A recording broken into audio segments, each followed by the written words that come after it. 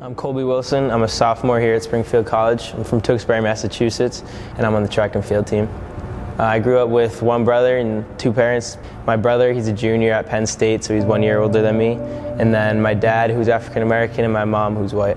Growing up, being biracial is I feel like not many people really totally fully understand. So I knew who I wanted to be from a pretty young age. You know, like I said, I was raised by two great people. My mom learned how to raise African American boys in today's world as a white person, and I'll forever be grateful for that. And then I see a lot of myself in my dad. He's my biggest role model. You know, we're two very similar people, and if it weren't for him, I wouldn't be the person I am today. I learned a lot of my life lessons from him as a dad, a coach, a friend, all of those, so those have been very important. And then having my brother too, to lead me through high school in a town where not a lot of people had similar experiences to us was very important. But I would say I knew that I was kind of someone who can bring people together from a pretty young age and back in high school. But now I feel like being here at Springfield, my coaches and teammates have given me the chance to be who I really want to be. So a lot of my coaches have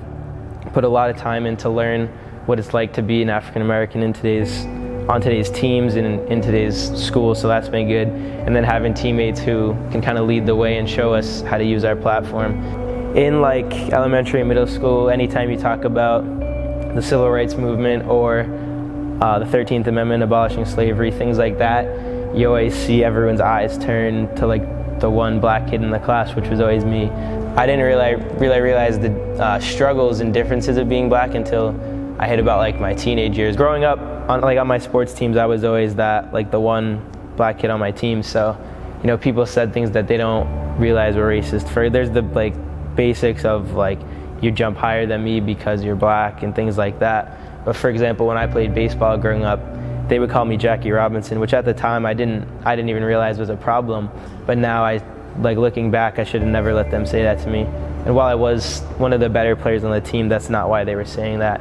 And I didn't realize that at the time. So kind of little things like that people say, they just think they're joking and it's fun because you're friends. But when you get past it, you're kind of like, oh, that stuck with me. That's something I'll never forget. I feel like kind of the things I've seen over the summer, and not just over the summer, but over my lifetime, have made me kind of, it drives me. It's something that's instilled in me to push the message, because it's not right to judge someone off their skin color. That's crazy that still happens today. That was a problem 300 years ago. But I feel like my energy is geared towards kind of bringing everyone together, because politics, I feel like, has made the country very divided, but this is an issue that shouldn't be political. The Black Lives Matter movement isn't a political issue, and the people making counter arguments against it, those wouldn't be made if there wasn't a Black Lives Matter movement. So I feel like I'm responsible to make people understand that this isn't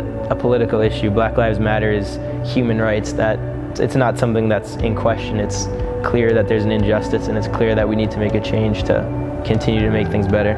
My story, my truth, I feel like it's straightforward, but it should really sit with you, you know. No two people have the same story. I feel like my story or anyone's story is different than everyone else, so I feel like a lot of people have an idea of what they think it's like to be a black man or woman in America today, but only you know your true truth and your own experiences.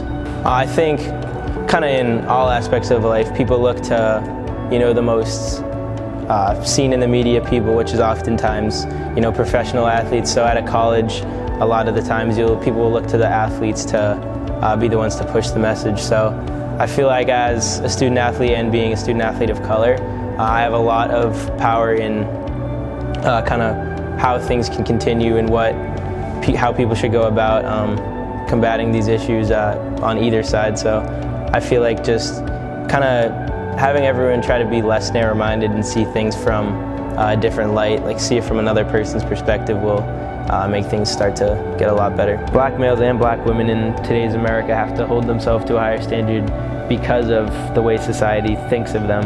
You know, it's tough because you think, oh, I need to be perfect, or it makes your standards for the way you carry out anything in your daily life a lot higher.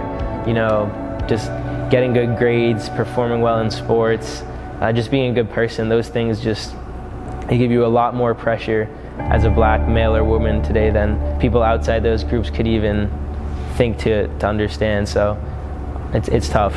I feel like telling my story and other people who look like me telling our stories is the most important way for people to really get that understanding of what it's like.